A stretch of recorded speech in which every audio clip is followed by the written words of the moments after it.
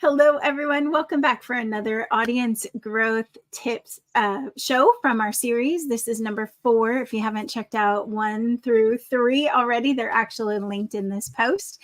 But we are bringing our best tips for you so that you don't have to struggle through audience growth. Because let's face it, if you don't have an audience, you don't have sales. And if you don't have sales, you don't have business. So these are ways to grow your audience and really build a relationship and captivate your audience, right? So attract the right people and repel the wrong people.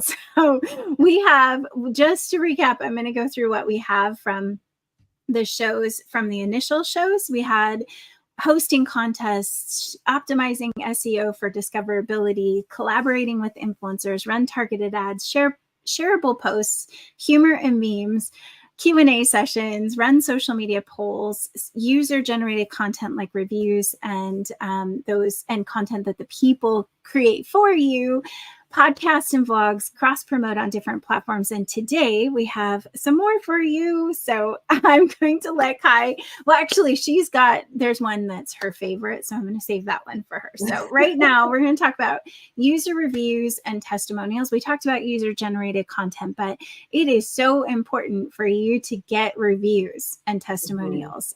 They are social proof that you're amazing, but they are a great way for you to get to obviously put up extra content, but to showcase what it is that you do. Right, Kai? Yeah. Yes. And I think the difference is user-generated content is not always the same. It can include testimonials, but user-generated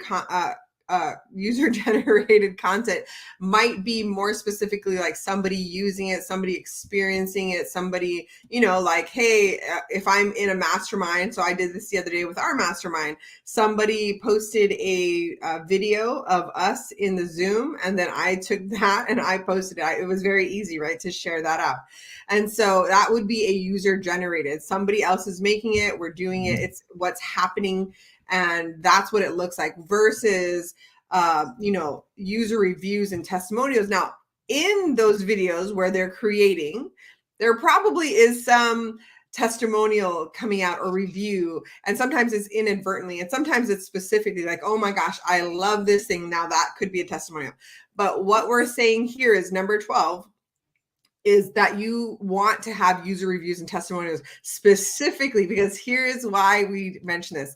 So many people do not have a process for actually doing this. They're just kind of like, oh, wait, we're going to put this sale on and we need to have a review section. Like, who can we ask for reviews? And so this is something we're putting on your radar, because if you're already serving people, there should be a process in place. So for example, when we meet with somebody in the beginning, right? Like, let's say it's an onboarding, we're figuring out, we have specific questions that we're asking, like, hey, what is the problem you're experiencing right now? What are you hoping we can help you with? So we're already laying the groundwork for, number 1, what are their expectations? And then when we meet those expectations and be like, hey, do you remember you said this, da, da, da, like, what do you think now? Now they can create a video about, man, yes, we have surpassed this. Yes, it has been great, or whatnot. And so it's very specific, and there is an actual like path, I guess you could say, that is you begin with the end in mind. Yes, yeah, exactly. So, and he has a favorite tool. I do. I put it in the chat for you as well. I use shout outs, and it's amazing because it captures the videos, but don't think only in terms of content that you can put up on social media. A lot of people don't like to be on video, or don't like to, they may write a testimonial, or they would be willing to go to Google or to Facebook. I mean, really, the search engines care about reviews, because they want proof that who they're sending this person to is going to be a good fit for them. So, whatever you're gathering, definitely, start inviting people to give you a review on Facebook, give you a review on, Google. Google Business is huge and makes a huge difference in how you show up in the search engine. So there is a tool, the software that we use when we use High Level, there is a way for you to automate outreach for reviews, and even to protect yourself from bad reviews. So maybe you want people to come to you if they have a bad experience instead of going straight to a review platform. You can build in. People do. I know most people are going to only tell when something goes terribly wrong. I'm going to tell on you, but I'm not going to talk to you about it. Oh, right. They don't. They won't even tell you. They're just going to go straight to those platforms, right? So build in like a boundary around yourself where if somebody's not happy, well, one, you have to ask. Like if you don't ask, you're never going to know, and you're never going to be able to improve your services. You need to know so you can make a better experience, but you also need to know ahead of time. So building in certain points where you're getting a review. Of course, you can always ask for reviews when people are happy, but sometimes that's, you want to be ahead of it, not behind it. So build in a way for you to get reviews, and make sure you have those links saved on your phone. If somebody says they love something you did, get them over to Google, get them over to Facebook or Yelp. I mean, it depends on your business, right? So there's lots of platforms where people are going. Trustpilot, Trustpilot, I think. So right. Well, you can use those and then show them off. Once you get a review on those platforms, make sure you show it off on social media. You can turn it into pretty cards. You can make a video just with some music and the little animation. Like you could do a lot. Well, you just need the content. I just want to say, take a screenshot of all of them. So don't just like, okay, it's going to live here, it's going to live there, and that's fine. Take a screenshot of all of those great reviews and put it into a folder that you keep for future use. Because let's say that it gets buried or you forget where was that review, you really want to have them on hand. So typically if we have something, we actually have a folder in the back end. I don't know if Justin knows about this, but we have a folder in the back end where I will screenshot and put our reviews so that when we have to put it on social media or when we're going to create a new website and we want to get that in, it's already there. I'm not trying to like, what did she say again? What was that? Like it's already in a folder so that we can bring it back over and use it at any time. Oh my gosh. I was just thinking, like, if you're ever having a bad day, those are good folders to go check out. Like, hey, I just need a little lift me up. My clients don't really say good things that often. They expect us to do amazing work, and they expect us to continue to do amazing work. So sometimes you need that little boost me up too. So you can use that folder. Awesome. Okay. So let's go to the next one. And in social listening, engaging in social listening. I love social listening. I love social listening, but I use a couple tools. Google, so you can do Google alerts so that you find out about new things that are going on the internet.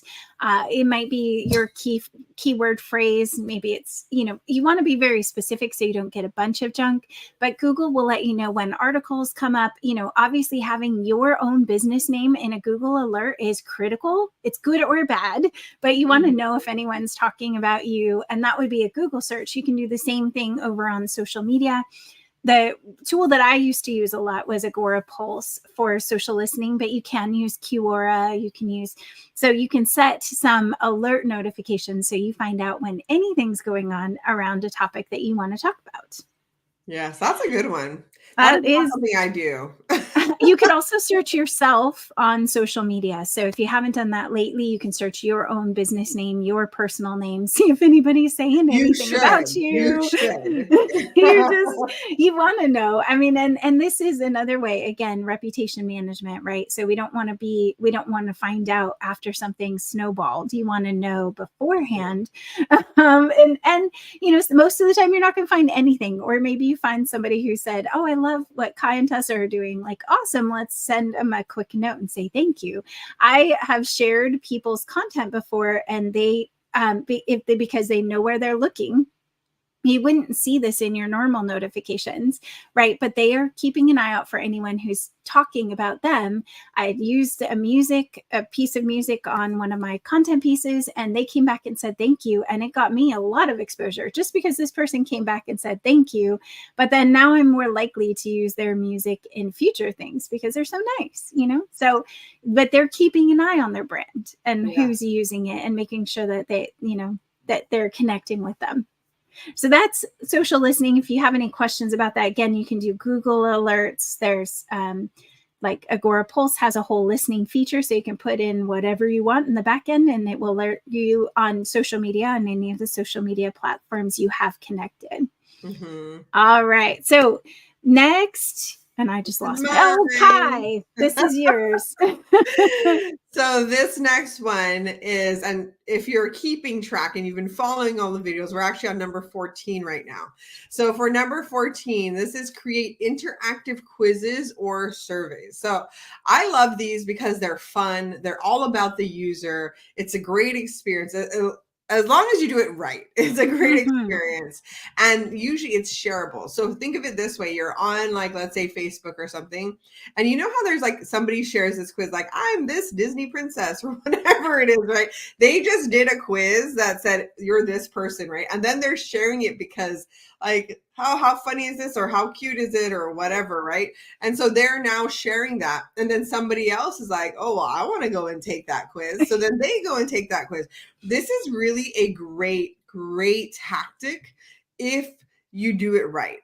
Mm-hmm. There are other ways to do it, and there are a few tools that you can use, but so there's buckets.io. I like this. We use this for our clients that we do quizzes for. And the reason I like this is because there's so much data that we get in the back end. We can see when somebody stopped on a specific question. We can see, like, okay, everyone gets to here and then they stop. That tells me, oh, I need to change this. But not a lot of people are going to invest in something like that. So just look out there. There are a ton of other ones that you can do, especially if it's just for fun, a way to get your folks to engage. But it has to have, like, the other beautiful thing about this is you're collecting information, right? So a lot of times if you do it right, you're going to get their email or a text phone number or something to that effect, or you're going to learn about them. Even if you don't gather any of that, you're going to learn about them. So you're asking these questions that are telling you, okay, maybe this is the word that they use, like, it's 4 things and they're all the same, but in your user's mind, it's like, oh, I choose this one. You can see how they're thinking about a problem or how they're talking about it. And so it's such a great way to learn about the people who are with you so that you can then create content that resonates with them. But also, if you're doing it right, it's so great to get in front of other people because now they're sharing this stuff. And so that, I think, is the best part of it, is like when you share, like, oh, I'm going to be a millionaire in 2 years, like whatever the thing is, right? It's something usually like fantastical that they're sharing on there. But like they'll post it. And, so you don't want it to be like bad stuff. Like that's one thing to know, like, oh, you're going to, like, I don't know, fail in life or something. You don't want it to be it like would be that. very interesting if you're going to go that route. I'd be really They probably curious. wouldn't share it. Like, probably not. Oh my so gosh. you do have to have it's actually very strategic. So it's not like one of those, like, let's just get crazy. But there was one I remember, and I think that actually Tessa shared this in one of our last shows, but she was talking about, there was a brand and they did a branding quiz. And then it asked you these questions, like, and it had pictures. And it was like, if your brand was a car, what type of car would it be? And it had like a Beetle and all these different cars, and you could choose. And so, like, those are fun quizzes. They don't make you think too hard. So here, like, hopefully you're taking notes about what not to do. Right. Don't make it hard. Make it easy. Make it something that you're gathering information throughout the process. At least 2 questions. I think there's like 2 main qualifying questions in every quiz that's going to tell you, like, is this person, are they interested at all in what you're going to offer? Even in the brand quiz, I mean, this was, find out what it was it created a PDF, like, here's what your brand is. It's fun, it's calm, it's whatever, right? So it asked quite a few questions. And then in the end, you got a little PDF, but it bucketed you, like bucket.io. And it said, here's one of 4 types of brands. And then you ended up in that brand. And we did one, and I really want to put the link in the chat, but I have no idea what our quiz link is right now. But we did do one, and it was very fun. It was like, what's your business type? Or it wasn't a business type or your business problem. But we thought through, like, where do people normally need help, which was really fascinating to me, how Kai can build these out. So if you have any questions about how to build out a quiz or a funnel, ask Kai. She's mastered it in my mind. I'm like, I don't know how to do this. You know, like I would ask like 5 questions and then they'd be like, what am I getting? So, but you can definitely, you can nurture your people through this quiz though, because you're going to put them in. It's like customizing a reply to them, right? Mm-hmm. Like now I know what your main problems are. In ours, it was like delegation, which was mine. It was like, oh, can't delegate. Like you're on an island by yourself or something funny like that, where I was like, yeah, that totally is me based on the answers that I did. So you can learn a lot and help them to get the content that's most relevant to them if you do it right. Yes, 100%. Now, for the very last one of our 4-part series, you're going to probably be shocked by this. This one's a doozy. Number 15 is to be active and engage on the platform you want to grow on. I know it's crazy talk. What are we saying here? Like, here's the thing. How do platforms work? They're kind of like a reward system, if you really think about it. True. And I read this post the other day and they were talking about like, hey, how do you get this piece of content to be seen by people? And something that really stood out to me in what they were saying is that the algorithm knows nothing. And so the algorithm knows nothing except what you teach it. So you have to understand how you are engaging, who you are engaging with, the type of content you're putting up, the keywords you're using. All of this is what feeds the algorithm. So the algorithm, I know we like to think of it as like this kind of like kid on a power trip, but the reality is that actually the algorithm is sitting there for you to teach it. And the majority of us do not actually use our social media the way that we need to for our business, right? We use it like a regular user. So for example, if I'm on for my entertainment purposes, yes, for entertainment. us. Yeah. So when I'm on my personal one, I'm watching homesteading videos. I'm, like all these things that you probably wouldn't expect from me, but I'm watching these specific videos and like, that's not necessarily my person, right? So if I were then to go and post from mine, like I'm probably going to be, number one, talking to the wrong people or getting the wrong feed, right?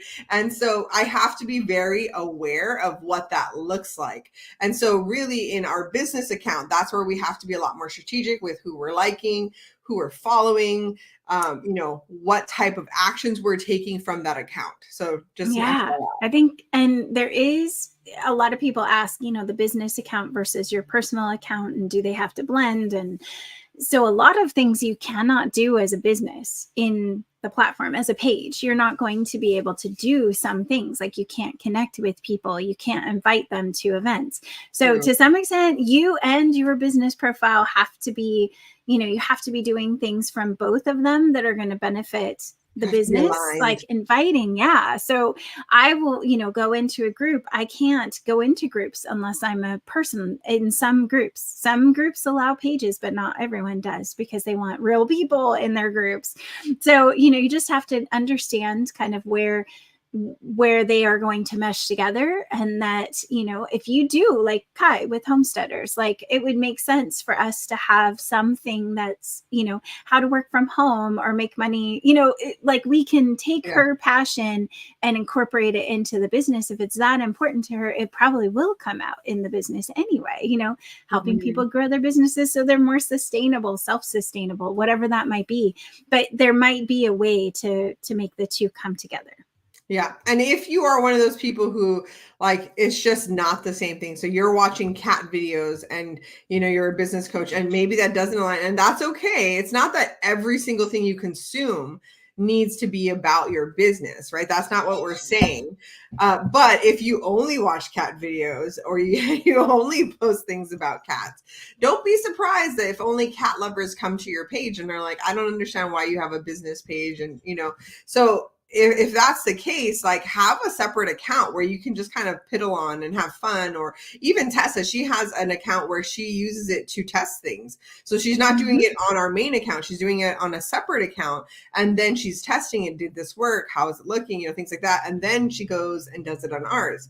But so it's the same thing. And she's very right. Like typically the people that we serve, hopefully they align with your values. Hopefully there's a crossover of some of those interests, right? So that you can enjoy who you Your serve time, well yes. as the feed. But let's just pretend it's not like we're not just looking at the feed. It's also the content you're putting out, right? And who are you engaging with? Not just liking their page, but like specifically, I'm going to target this person so that we can be besties and we can collaborate in real life. Or I'm going to get in front of this person has an audience that I would love to get in front of. So I'm going to go and maybe see how either we can work together, or if we're in the same field, I'm going to see like, hey, I want to start chatting with those people to get some information, maybe reading through to learn more about those people. So I am engaging, not just intentionally. Yes, Intentionally posting finding. and praying, but actually going out and looking to make friends. Right? And how nice would it be if you're trying to make friends and you know that someone talks on this topic, like tag them and make content, tag them and say, hey, you know, so-and-so in your comments, I know you talk on this. Maybe you can add 2 words or something, or not 2 words, because that would be really short. But you get what I mean. But I love when Kai is very strategic. We talked about this in a couple different parts, you know, the collaboration, the vlogging / podcasting. So if you want to build relationships, which you should want to build relationships with your clients and with people who can get you in front of your clients, like go back and watch every one of these shows. I know we have about 6 minutes left, and I just wanted to say that we have them all linked below. Go follow them, binge watch if you would love, and let us know what you are doing in your business. Let us know if you have any questions, or if you want a coaching quickie. We've done a series on these, and that's very strategic because we're actually making mini content. We talk about fries and potatoes. This is like 15 plus videos. I mean, at least 15, if not more, because each one has like 3, and it's, you know, but it like has more points that we could clip out. But this is where we are live every Thursday at 10 a.m. ish. If we can always be here, we will. And you should follow us over on MoveToCEO.com. Move to CEO everywhere. We'll just put it that way. Subscribe, follow. Okay. So, and the last thing I wanted to say is that we do have a Power Funnel Lab coming up. If you're interested, just sign up to find out when the next ones are, because we're shifting things around and we're trying to get more of these opportunities for you guys to connect with us in a coaching environment where you get to actually get things done in your business, implementation workshops. So let us know if you're interested in any of those, and we'll keep you guys posted. All right. Thank you. All right. Have a great, blessed week, guys. Thanks. Bye. Oh, I don't have my music going out here. So you do the silent disco? Island disco into space. Oh, wait, there is music. I hear it. Oh, this one was not my favorite. There we go. Feeding the ducks. Okay. Bye, y'all. Bye.